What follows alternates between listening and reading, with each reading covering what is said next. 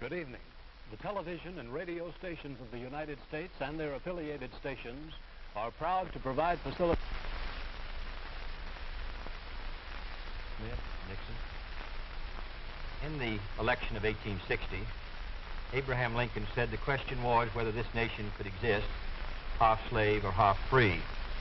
In the election of 1960, and with the world around us, the question is whether the world will exist half slave or half free, whether it will move in the direction of freedom, in the direction of the road that we are taking, or whether it will move in the direction of slavery.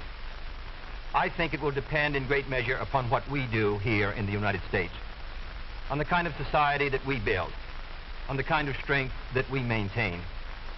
We discussed tonight domestic issues, but I would not want that to be any implication to be given that this does not involve directly our struggle with Mr. Khrushchev for survival.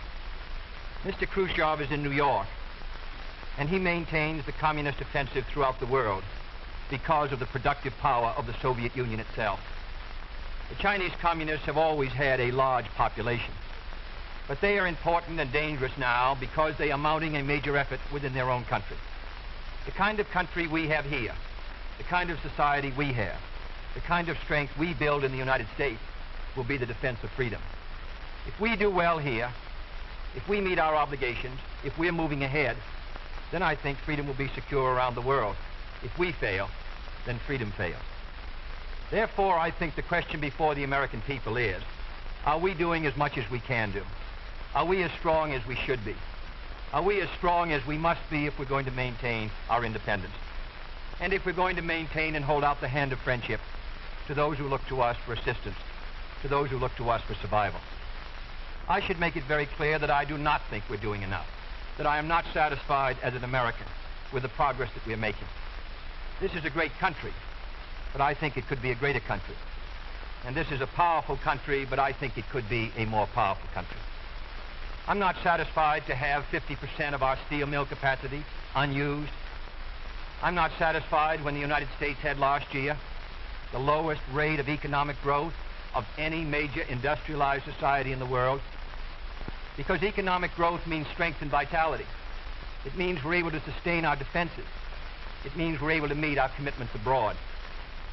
I'm not satisfied when we have over $9 billion worth of food, some of it rotting, even though there is a hungry world, and even though 4 million Americans wait every month for a food package from the government, which averages 5 cents a day per individual. I saw cases in West Virginia, here in the United States, where children took home part of their school lunch in order to feed their families, because I don't think we're meeting our obligation towards these Americans.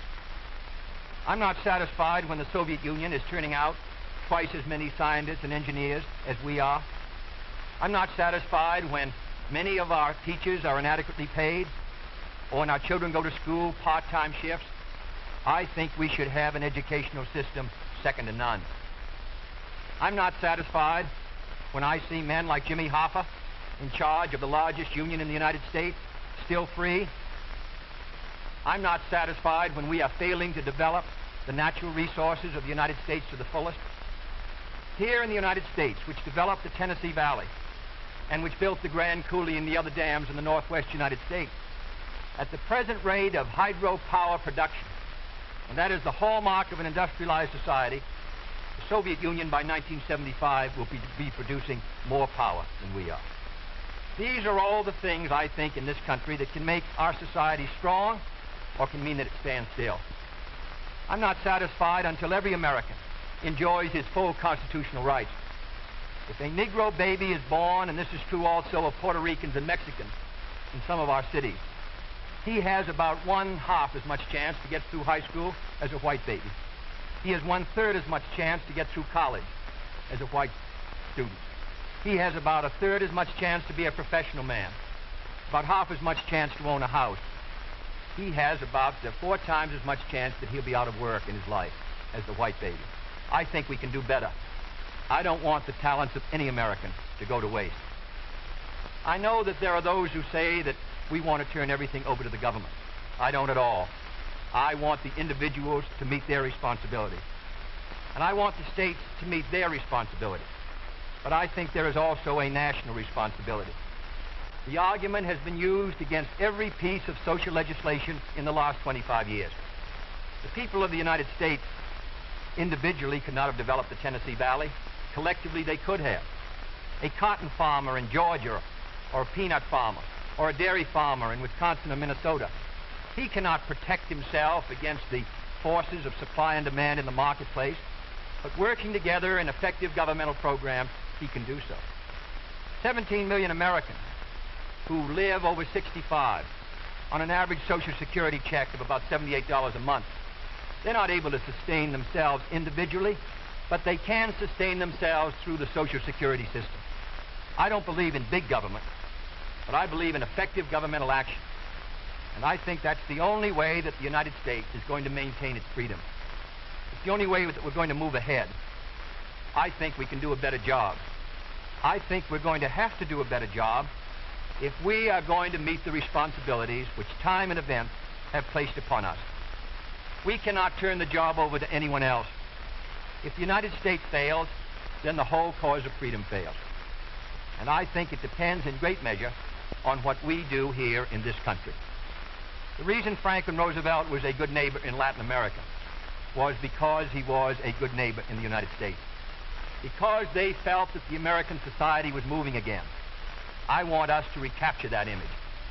I want people in Latin America and Africa and Asia to start to look to America, to see how we're doing things, to wonder what the President of the United States is doing, and not to look at Khrushchev or look at the Chinese communists. That is the obligation upon our generation. In 1933, Franklin Roosevelt said in his inaugural that this generation of Americans has a rendezvous with destiny. I think our generation of Americans has the same rendezvous. The question now is, can freedom be maintained under the most severe attack it has ever known? I think it can be. And I think in the final analysis, it depends upon what we do here. I think it's time America started moving again. And now the opening statement by Vice President Richard M. Nixon. Smith, Senator Kennedy. The things that Senator Kennedy has said, many of us can agree with. There is no question but that we cannot discuss our internal affairs in the United States without recognizing that they have a tremendous bearing on our international position. There is no question but that this nation cannot stand still because we are in a deadly competition. A competition not only with the men in the Kremlin, but the men in Peking. We're ahead in this competition, as Senator Kennedy, I think, has implied. But when you're in a race, the only way to stay ahead is to move ahead. And I subscribe completely to the spirit that Senator Kennedy has expressed tonight, the spirit that the United States should move ahead. Where then do we disagree? I think we disagree on the implication of his remarks tonight and on the statements that he has made on many occasions during his campaign to the effect that the United States has been standing still. We heard that later.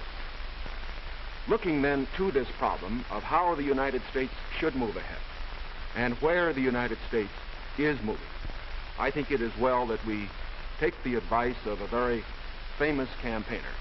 Let's look at the record. Is the United States standing still? Is it true that this administration that Senator Kennedy has charged has been an administration of retreat, of defeat, of stagnation? Is it true that as far as this country is concerned, in the field of electric power, in all of the fields that he has mentioned, we have not been moving ahead? Well, we have a comparison that we can make. We have the record of the Truman administration of 7.5 years and the 7.5 years of the schools. We have built more schools in these last 7.5 years than we built in the previous 7.5, for that matter, in the previous 20 years. Let's take hydroelectric power. We have developed more hydroelectric power in these 7.5 years than was developed in any previous administration in history. Let us take hospitals. We find that more have been built in this administration than in the previous administration.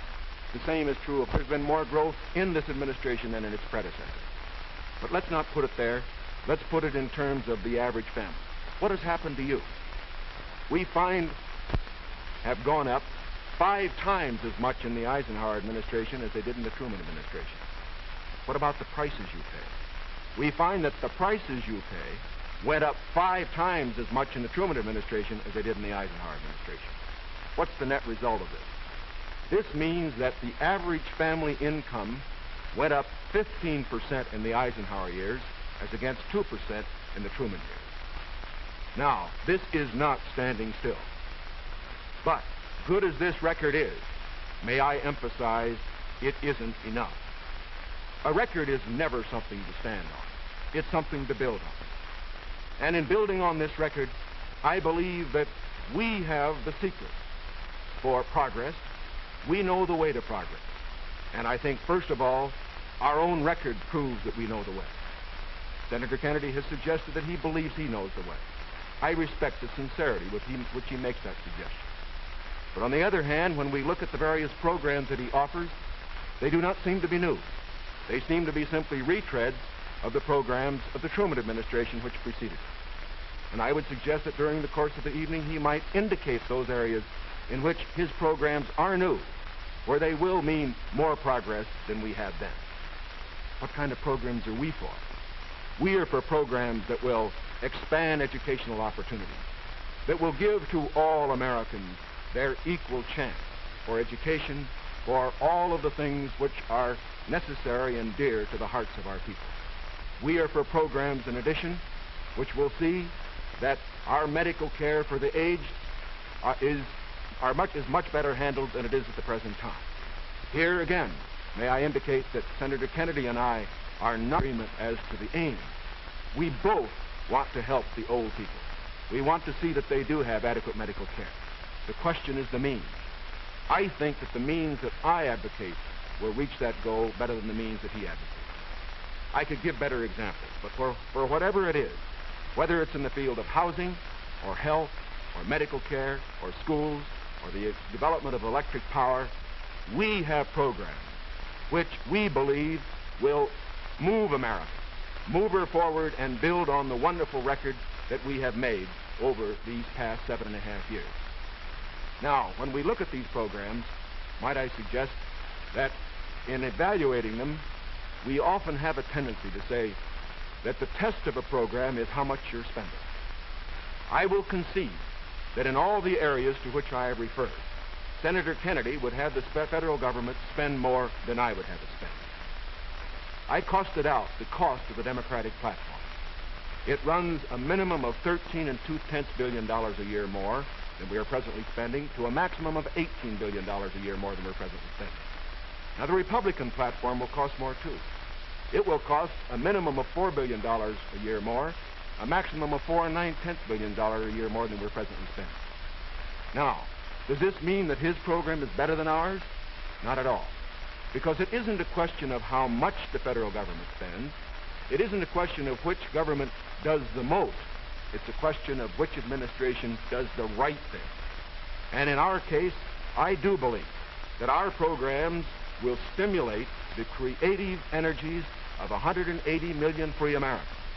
I believe the programs that Senator Kennedy advocates will have a tendency to stifle those creative energies. I believe, in other words, that his programs would lead to the stagnation of the motive power that we need in this country to get progress. The final point that I would like to make is this. Senator Kennedy has suggested in his speeches that we lack compassion for the poor, for the old, and for others that are unfortunate. Let us understand throughout this campaign that his motives and mine are sincere. I know what it means to be poor. I know what it means to see people who are unemployed. I know Senator Kennedy feels as deeply about these problems as I do. But our disagreement is not about the goals for America, but only about the means to reach those goals. Thank you, Mr. Nixon. That completes the opening statements, and now the candidates will answer questions or comment upon one another's answers to questions put by correspondents of the networks. The correspondents. I'm Sandra Van Oker, NBC News. I'm Charles Warren, Mutual News. I'm Stuart Novin, CBS News. Bob Fleming, ABC News. The first question to Senator Kennedy from Mr. Fleming. Senator, the Vice President in his campaign has said that you are naive and at times immature. He has raised the question of leadership. On this issue, why do you think people should vote for you rather than the Vice President? Well, the Vice President and I came to the Congress together in 1946. We both served in the Labor Committee. I've been there now for 14 years, the same period of time that he has, so that our experience in government is comparable. Secondly, I think the question is, what are the programs that we advocate? What is the party record that we lead? I come out of the Democratic Party, which in this century has produced Woodrow Wilson and Franklin Roosevelt and Harry Truman, and which supported and sustained these programs which I've discussed tonight. Mr. Nixon comes out of the Republican Party. He was nominated by it. And it is a fact that through most of these last 25 years, the Republican leadership has opposed federal aid for education, medical care for the aged, development of the Tennessee Valley, development of our natural resources. I think Mr. Nixon is an effective leader of his party. I hope he would grant me the same. The question before us is, which point of view and which party do we want to lead the United States?